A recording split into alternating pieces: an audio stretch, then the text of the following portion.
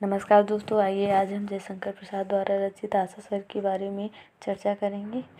जैसा कि मैंने और सारी पंक्तियां बता दी हूँ, अब नेक्स्ट पंक्ति पढ़ेंगे। सिलेबस बाय सिलेबस हम पढ़ रहे हैं बीए द्वितीय वर्ष के बारे में। आइए नेक्स्ट पंक्ति पढ़ते हैं।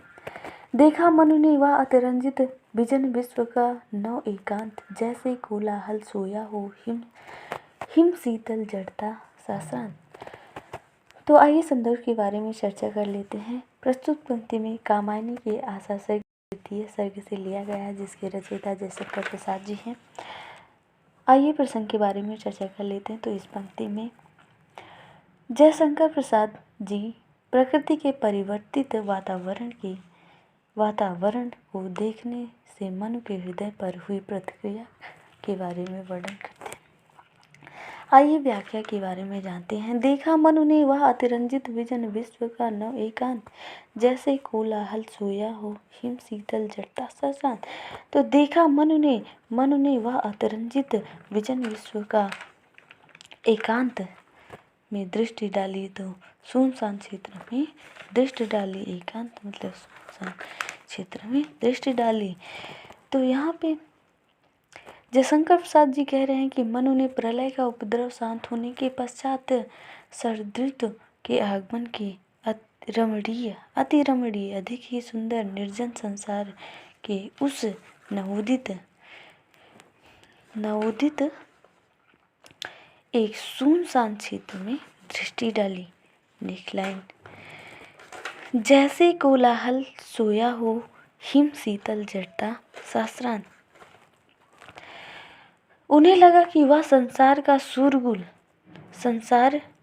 भर का शोरगुल प्रलय में पड़ी बर्फ की ठंड से उत्पन्न, यहाँ पे हिम शीतल बर्फ की ठंड से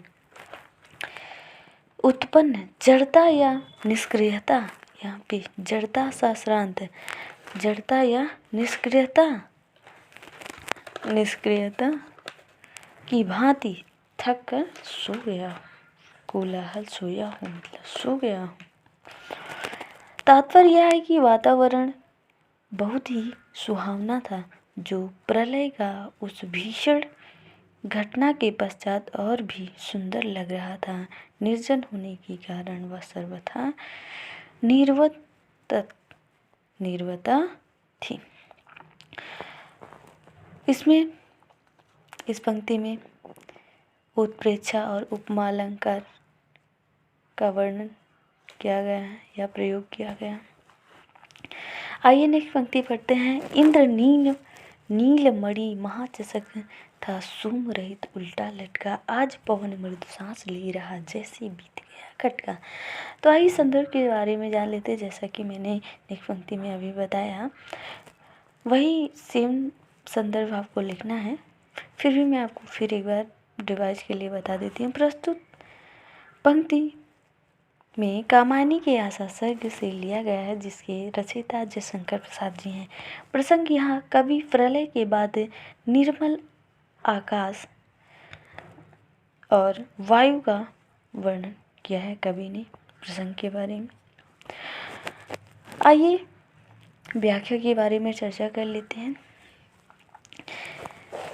तो इंद्र नील मणि महाचषक था सूम रहित उल्टा लटका। तो प्रस्तुत पंक्ति में कवि जयशंकर प्रसाद जी कह रहे हैं कि मनु प्रलय से पूर्व यज्ञ करते थे।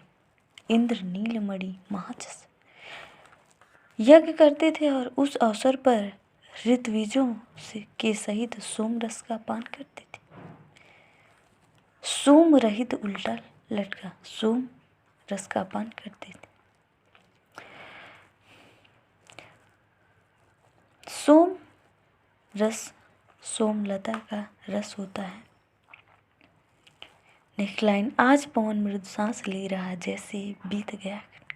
आजकल के कुछ विचारक उसे मदिरा कहते हैं, सोम रस को। मनु को शांत और निर्मल आकाश। नेक्स्ट लाइन है, आज पवन मृदु सांस ले रहा है। पवन मतलब हवा,